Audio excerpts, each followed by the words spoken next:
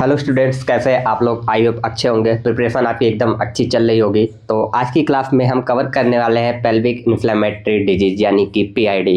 ये एक important topic है एमएफएन के बेस पे। तो चलिए आज की वीडियो को स्टार्ट करते हैं। तो सबसे पहले हम डिफिनीशन पर आते हैं। तो pelvic inflammatory disease is a spectrum of infection and inflammation of the upper genital tract organ, typically involving the uterus, endometrium, fallopian tubes, ovaries, pelvic, peritoneum and surrounding structures. यानी कि पीआईडी जो है ये infection और inflammation हो जाता है upper genital tracts में। It attribute to the ascending spread of micro organism from the cervico vaginal canal to the contiguous pelvic structures causing endometritis, salpingitis, pelvic peritonitis और ट्यूबो ओवेरियन एब्सेस.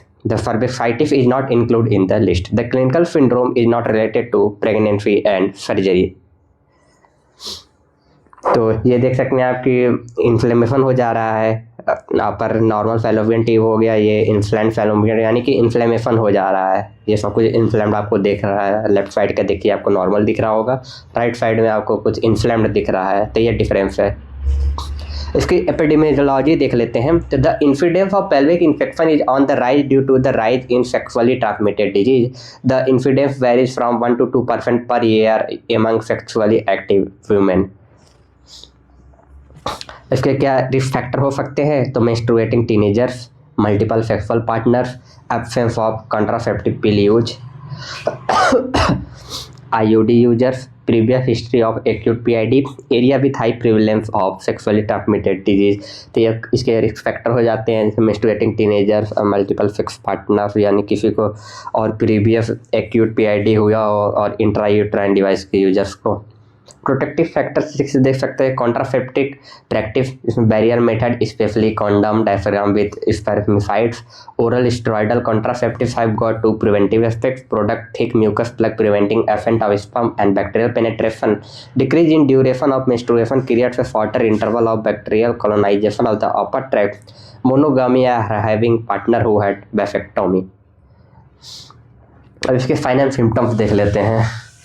तो कुछ non specific sign and symptoms जैसे इसमें mainly lower abdominal और pelvic pain हो जाता है, fever हो जाता है, लेफिट्यूड और हेडेक हो जाता है, वाजाइनल ब्लीडिंग और वाजाइनल डिस्चार्ज होता है, नोजिया, वॉमिटिंग, डिस्पैरियोनिया, पेन और डिस्कम्फर्ट हो जाता है। और इसमें लीवर इवॉल्व होता है क्योंकि वैस्कुलर डिस्मेशन ऑफ गोनोकॉकल और क्लेमाइडियल इन्फेक्शन की वजह से। और इसके होता है कि टेम्परेचर एलिवेट करता है, एब्डोमिनल पल्पेट करके हम देख सकते हैं, वाजाइनल एग्जामिनेशन के देख सकते हैं और एक फ़ोटो देख सकते हैं हमने लगाई है। फीवर हो गया, bilateral lower abdominal tenderness with radiation to the legs, abnormal vaginal discharge, abnormal uterine bleeding, deep dyspareunia, cervical motion tenderness, adnexal tenderness. बाकी इसका क्लिनिकल डायग्नोस्टिक एरिया आप देख सकते हैं, टेंडरनेस वगैरह हो गया, ओरल टेम्परेचर एबनॉर्मल, ये स्क्रीन पर देख सकते हैं आप लोग। कुछ इम्पोर्टेंट ये नहीं है, ये काफ़ी डीप है यार, इतना डीप आता नहीं है। और ये है इन्वेस्टिगेशंस। प्रेगनेंसी टेस्ट हो गया, high वाजाइनल and endo cervical swaps हो गया, mid stream specimen of urine यानी कि यूरिन टेस्ट, यूरिनालिसिस कल्चर और फुल CBC हो जाएगा जिसमें ब्लड काउंट और फिर रिएक्टिव प्रोटीन और सीरोलॉजिकल टेस्ट, अल्ट्रासाउंड और कल्डोफेंटेसिस और लेप्रोस्कोपी। लेप्रोस्कोपी बारे में पढ़ते हैं थोड़ा। Laparoscopy is considered the gold standard while it is the most reliable aid to support the clinical diagnosis, but it may not be feasible to do in all cases. It is reserved only in those cases in which differential diagnosis include salpingitis, appendicitis, or ectopic pregnancy. Laparoscopy helps to aspirate fluid or pus for microbiological study from the fallopian tube, ovary, or pouch of Douglas.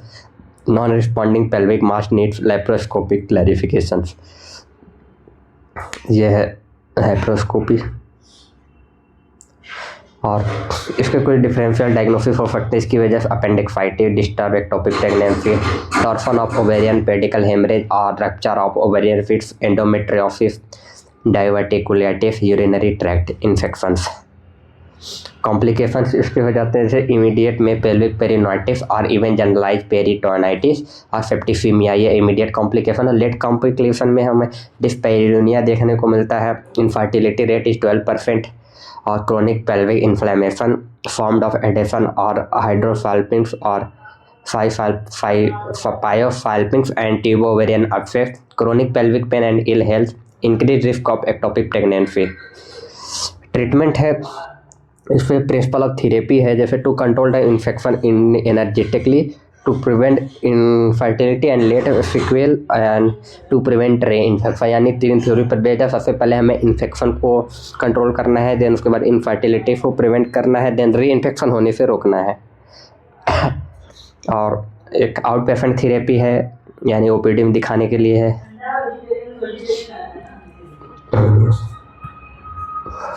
In patient therapy है। Indication of surgery है। Indication of surgery देख लेते हैं, generalise peritonitis, pelvic abscess और tubo ovarian abscess. ऐसा होगा तो हमें सर्जरी की नीड पड़ेगी।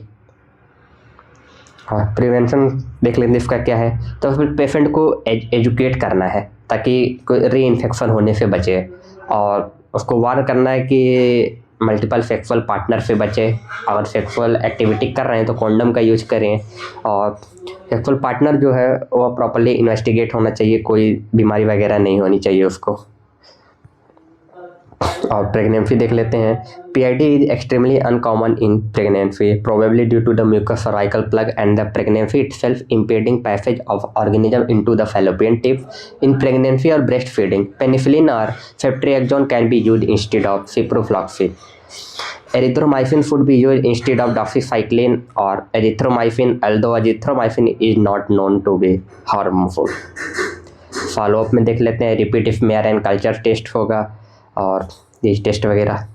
तो सी यू सून, मिलते हैं आपसे नेक्स्ट क्लास में। तब तक के लिए कोई डाउट होगा तो आप कमेंट बॉक्स में पूछ लीजिएगा। Thank you so much.